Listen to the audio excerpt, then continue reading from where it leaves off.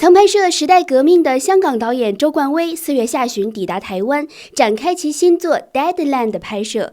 这部探讨学生压力和自杀问题的电影将联合黄秋生、司徒一雷等圈内同仁共同创作。为什么香港导演拍电影不租用本地的影棚，却要大费周章地跑到台湾去呢？这背后有哪些不为人知的隐情呢？你好，这里是希望世界娱乐暗流，我是艾琳，和我一起抽丝剥茧，穿越表象，看见真相。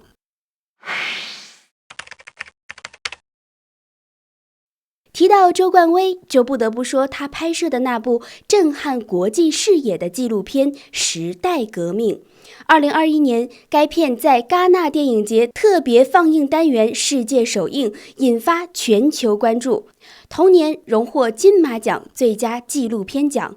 但在荣誉的背后，却有一段不为人知的故事。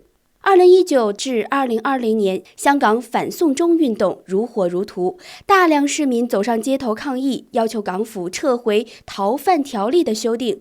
因为一旦逃犯条例修订后，将容许香港法庭向中国大陆引渡犯罪嫌疑犯，因此香港市民普遍担心这会损害香港的司法独立。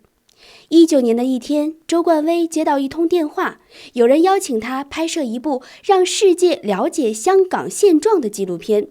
当时的他正忙于电影《幻爱》的后期剪辑，妻子也怀着身孕，他本有充分的理由拒绝不介入这场动荡，但是他同意了。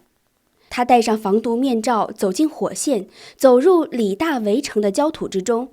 他不是远距离冷静取景的观察者，而是亲历催泪弹、水炮、胡椒喷雾与橡皮子弹的当事人。他不只记录历史，更与之同行，成为历史的一部分。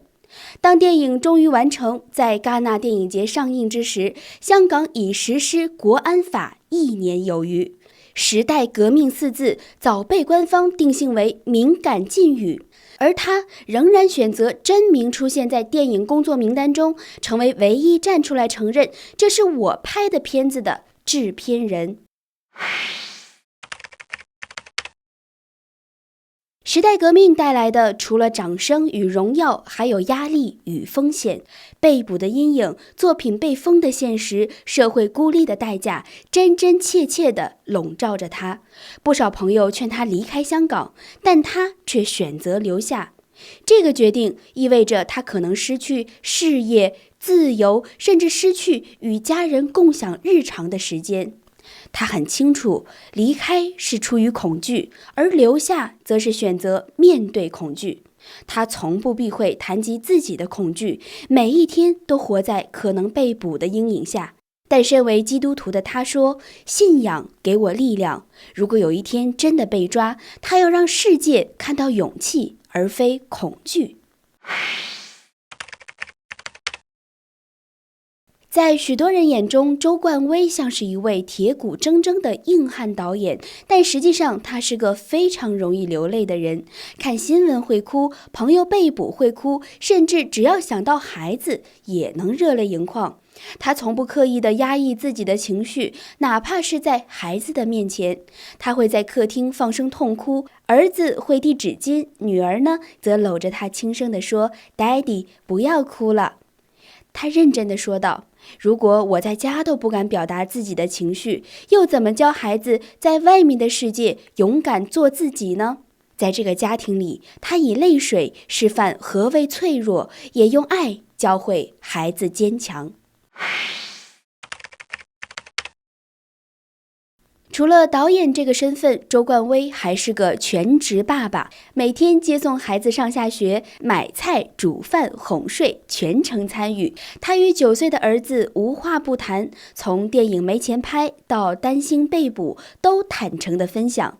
他希望让孩子知道，家人是互相信任、互相扶持的关系，所以儿子会为他祈祷，女儿会画画送给他当父亲节的礼物。这个经历风雨的家，始终充满温柔与关爱。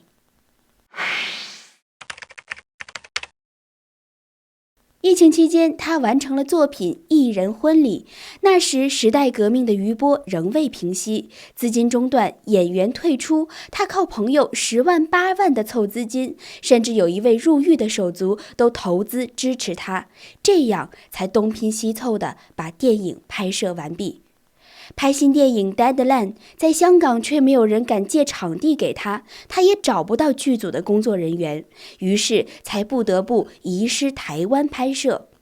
但谁说正义的人没有盟友呢？长居台湾的香港演员黄秋生不畏压力参与演出，摄影师司徒一雷也两肋插刀鼎力的支持。即便遇到各种困难，周冠威依然相信一切付出与苦难的背后都有其深刻的意义，但他坚决不跪。历经风雨和动荡，周冠威没有选择离开，而是选择相信，选择坚守，选择以爱回应香港这片土地。他不是等待希望降临的人，而是那个亲手点起烛光，在黑暗中创造希望的人。他说，我对香港的未来仍然怀抱希望，你不要看死香港，在香港直接面对这份恐惧，才是真正的自由。即使前路未明，周冠威以生命的选择和行动告诉我们，只有穿越恐惧，才能真正走向自由的曙光。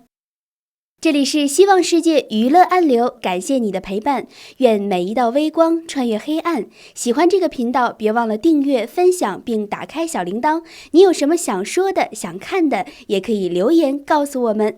希望世界和你同行。